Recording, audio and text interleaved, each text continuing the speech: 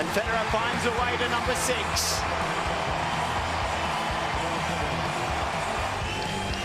He's the champ again.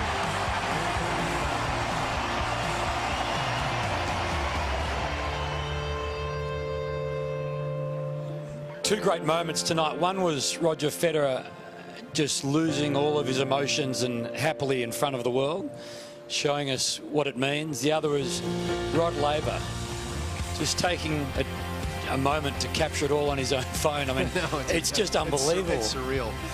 And it's nice to see Federer break down with emotion in a positive way. We've seen him break down here after a really difficult loss. We've seen Rafael Nadal embrace him and support him in that difficult moment. This time, the tears of joy for Federer as he gets a little special time with this wonderful trophy for the 6th time, tying Novak Djokovic now and Roy Emerson as the men to win the most of these in the Open era. He's going to have to come back, isn't he? I would hope so. I'm sure he plans on it. So Roger's just waving to the fans at Margaret Court Arena. He's not far from coming up the stairs here in the studio and sitting down with Jim and I. Look at the shoes there. When have you ever seen Roger Federer change out of his match shoes into another pair of shoes for a trophy ceremony? And 20 times, that's the first time that I can recall. Is that right? Yeah. Do you reckon they've got number 6 on them, and maybe rather than Flinders Street Station, Fed Square? It might be worth a question. Okay. We will ask him. If you're an early adopter of this man, you took him on as your favourite in 2003 when he beat Mark Philippoussis. You've had some sort of a ride. Yeah, he's had so many fans that have been with him from the beginning, because especially connoisseurs of the game love that he's a throwback player. Yep. He's a player that could connect to all eras. If you put a wood racket in his hand, he would play in the same style. I said that the other night when he was playing Richard Gasquet, the stylish Frenchman who is also of that ilk, can play in any era with the way that they strike the ball. Certainly has maximized it with the current technology. Federer on his way, I believe. Is he heading to Margaret Court Arena to visit with the fans there, or has he already seen them? Well, I've been told he's seen the fans at Margaret Court Arena. So that means he's sort of not far from drifting our way. He'll come through here, Garden Square. I mean, if you have a look behind us now, Jim, what are those? A couple of thousand people just waiting for the King of the Courts to come and say hello again. So, you know, he's not far away. Not a bad tweet to just fire off. 20. That's all you need. Yeah, 20. Pretty magical. The world knows. Yeah, it's a big number to walk around with. I mean, number 2, depending on what happens with Rafa in Where does he play next? I think he's Acapulco. Scheduled to try and play in Acapulco at the beginning of March. If he doesn't, Roger's every chance to skip back to 1. So he carries that number 1 ranking again. 302 weeks already at 1. 20 majors, continues to tick by. Hugo's favourite at Wimbledon, probably the US Open. Yeah, question mark though, Hamish. Does he skip the clay court season like he did last year? He's announced that he's planning to go to Africa on behalf of his charity and spend some time down there in April, which is when the clay court season kicks off. Now, the question is whether he'll opt to try and play maybe one tournament, maybe Rome, the Italian Open, and then the French Open, or if he'll do what he did last year. Boy, based on his grass court season last year, seems likely he'll skip the clay once again and give Rafa, I mean, Rafa's the huge favorite at Roland Garros if he's healthy anyway, but Rafa a chance to kind of get that gap closed up again from where we stand right now. He carries a couple of things. He carries records in this sport like few others have and continues to add to them, but he carries one of the world's most famous faces, does it effortlessly. But he continues to dominate a sport when the sport has never been more global. And in an era when, arguably, we've never seen a better collection of players. I mean, we're just looking at some of the highlights, but he's achieved these milestones with Novak around, with Rafa around, and earlier with Sampras finishing, Agassi. I mean, the whole thing just adds up to a story that you actually can't believe. No, it will be an amazing movie at some stage when they make the movie on Roger Federer. And flying down here, I got to see 2 tennis movies, A Battle of the Sexes, Billie Jean King's movie against Bobby Riggs, and then Borg McEnroe. So at some stage, Serena Williams and the Williams sisters, there'll be a movie there, and there certainly will be one on Roger and most likely Rafa as well. But his durability, again, is so remarkable. When you look at his major competition, the Big Five, the guys from Wawrinka to Rafa to Novak to Murray, he's the only one that's of good health, in good health right now. And not that he's certainly standing the test of time tennis-wise, but also physically. And his challengers, everyone works hard. everyone works hard and time waits for no one, but he's managing his body clock better than anyone in this era so far, which is pretty remarkable. At some point, Father Time will win the last point and have a win over Roger, but 3 of the last 5, he said, I mean, he's continuing to pick up majors like he's sort of bulk buying at Coles. It's like 3 of the last 5, Rafa the other 2. Well, look, Murray is possibly not even going to play the grass court season. That's when he might be coming back from hip surgery that he had down here in Melbourne. Djokovic, it's unclear whether he's going to need elbow surgery coming off of his result here where his elbow wasn't at full capacity. Nadal on grass has not been certainly at his best in the last few years. So for Federer, I mean, it looks to me like Marin Cilic may be his biggest threat at Wimbledon right now. I mean, it could be a rematch of last year's final if they get on the opposite halves of the draw. Who knows where we go from here, but assuming that Federer stays healthy and he can continue to sort of avoid any injury issues, I would think that he's, again, going to be a big favorite at Wimbledon because that surface is so good for him. So Roger's finally making his way towards us. To put his longevity into some kind of perspective, he played Leighton in the 04 US Open final.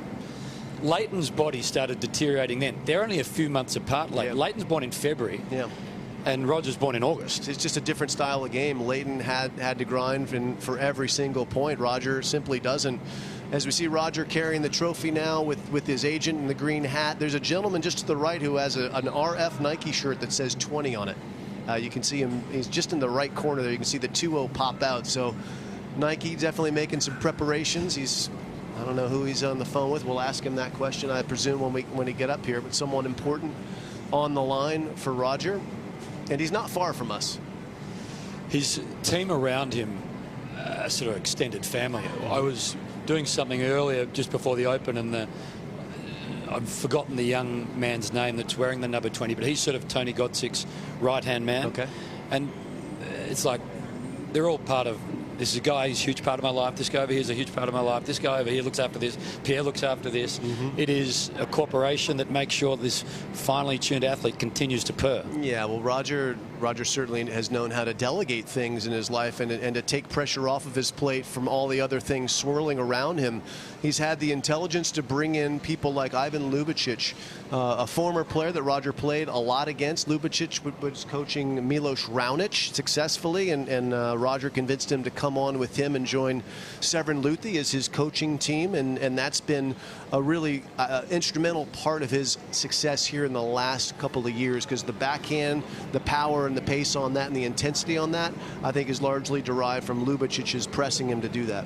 You're going to like the answer to who he's just speaking to. Let's hear it. I've just been told in my ear by our producer. The president of Switzerland.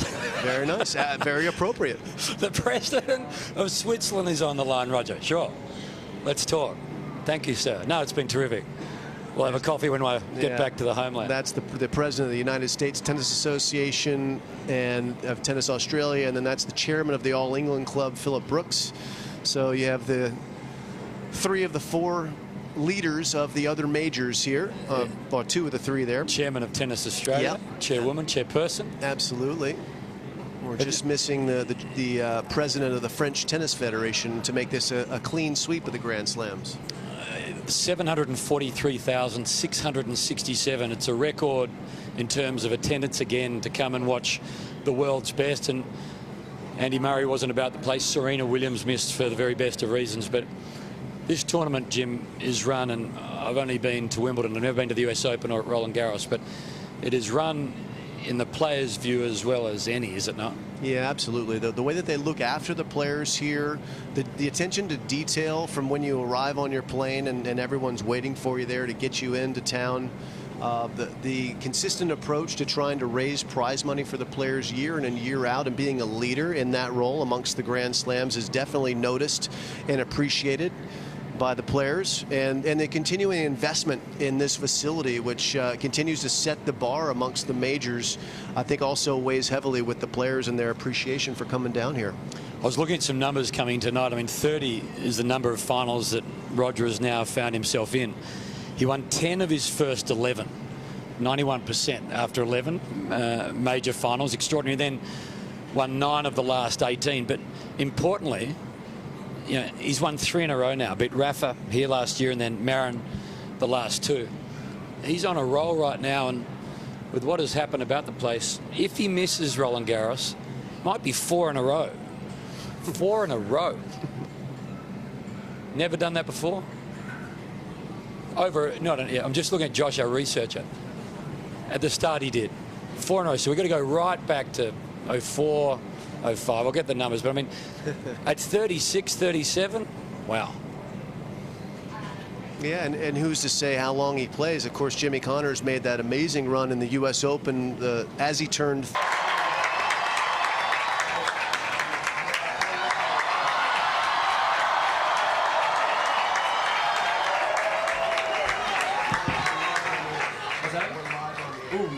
Take your time, we're good. That water's yours, Roger, if you're wanting it. No, don't worry about it. I'm sure this doesn't get old, but... No, it's so nice to see all the fans. It's great. You know, they make it special. They are the ones that get the emotions out of the players, out of myself, and a big reason why I'm still playing, I tell you that. You said to Jim, the first major rocked your world. That was a long time ago. Big time. What does 20 do to your world? I mean, you seemed as emotional as you've been in a long time. Well, it's different emotional, clearly. The first one's like, oh my God, you know, like I was able to win one.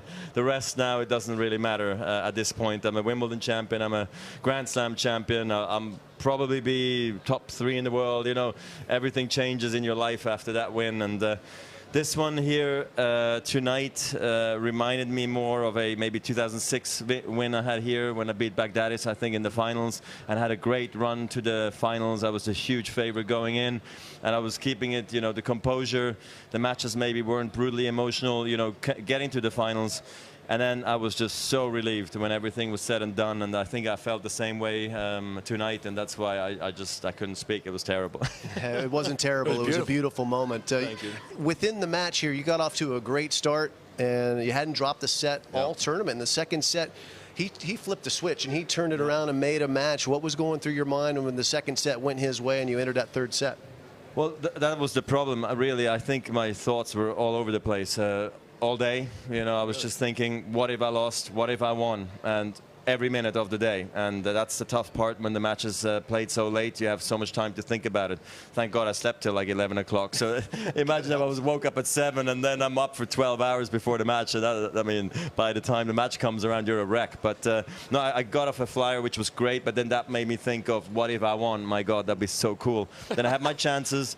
Marin played well, and then I just think I froze in the tiebreaker, and at the end of the second I just think I got really nervous, and I think that's why I lost that second set and couldn't you know, take control of the match really. And then it got a match and it got tight, and I think Marin helped me out in the third and in the fifth to stretch the lead a little bit, so I got a little bit lucky tonight, I think. Well, in the fourth set, you're up 2-1. You're up a break. You had a chance to take a 2-break lead there. You're such a good front runner. And he flipped it around a little bit the way that you flipped it on Rafa last year in the fifth set from 3-1 up. So when you got to the end of the fourth set into the fifth, where was your head then? Yeah, I mean, I couldn't stop the bleeding almost. It was terrible, you know. It was a bad feeling to have because he was in control. He was the one, you know, calling the shots now all of a sudden. And the problem in that fourth set is, like, my mind was just so all over the place. And, you know, I was telling myself, I'm so close right now. Just don't mess it up. And that's exactly when you mess it up. It always happens, and it's crazy. So I'm just happy I got a second chance in the fifth set to do better. And I had to get lucky, to be quite honest, in the beginning of the fifth because he was feeling it. He had the second serves on the break points, and I mean, I personally don't think I'll come back if he breaks me first. But you know, crazier things have happened, like last year.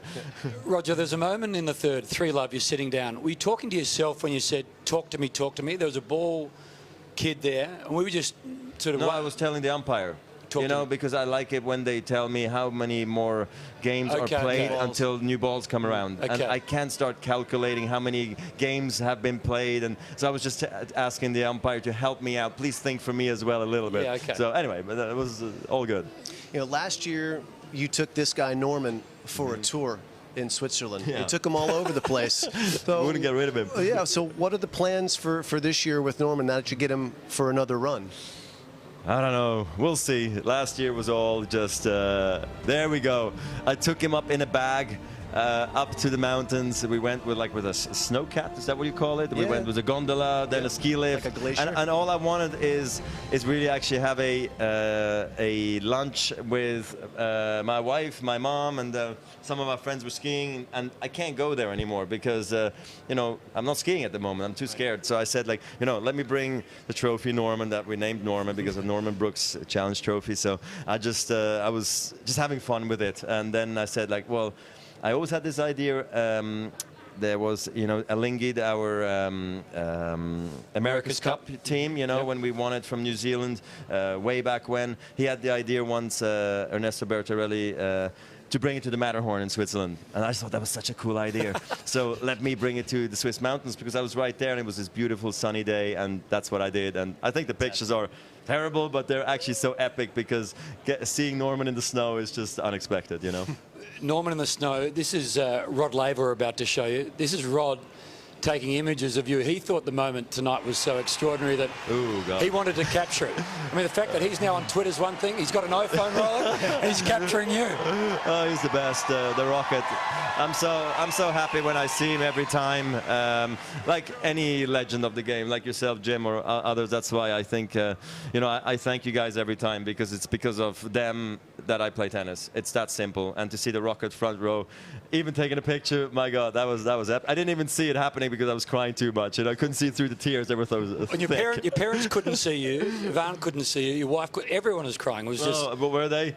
I couldn't lift my head. I was just too embarrassed. That was terrible. Now we asked a few favourite interviewer of the Open: Will Ferrell, John McIntosh, or Jim Courier. I enjoyed Jim. We had some good moments. We had some fun. Yeah, I like having fun. Back in the day, we never had interviews. We didn't have that. And now we have that. There was no smoldering intensity. No, there was no smoldering going on. But anyway, we had a great time, and I enjoyed every interview with you. So thank you. Hope it wasn't the last. This one. I hope not. What about tonight? Last year, I flew with one of your coaches, Severin Luthi, on the day after you won here. He was not feeling well. He did not sleep much. So, and he said you were up dancing and involved in the party. What's the plan for tonight? The celebration with your team. Well, the good thing is when you have a lot of people, right? When you have a lot of friends around and a big team, parties are more fun. So I'm sure somebody has organized something, maybe even the same place like last year. It was private, it was nice. We had a DJ, we could request songs, we could be silly all night. And the night is still so young, it's only 11:45. So, and the Severin's got a flight at 6. So we got plenty of time. He's going straight too. Yeah, we're going straight. He's actually here somewhere. Roger, we're going to let you go, but your shoes. Jim noticed, he said he'd never seen you change shoes after a win before. I don't know. I like changing shoes for the ceremony these days. I did the same in Shanghai. Okay. So, I don't know. It just changed it up a little bit from the tennis shoes that we wear all the time. Well, those shoes next year will have to have a 6 on them instead of a 5. That's pretty good. Very cool. And we're thinking instead of Flinders Street Station, have Fed Square. Sort of appropriate. Oh, yeah, Fed you like Square. That? Yeah, that'd be very cool. Okay. I have to make sure. I have to see if it looks good on the shoe. Do you think it looks good, the Federation Square? You can make it look good. Yeah, good. we'll make it good. Yeah, we'll rock it. Congratulations on a wonderful Open. Thank you very much for having me. Great to have you here. Appreciate it. Roger Federer, extraordinarily half a dozen Norman Brooks Challenge Cups. Hope you enjoyed the Open. It's Roger and Caroline Wozniak who leave as the champions. Davis Cup on Friday, Federation Cup the weekend after that. Have a good year. Bye for now.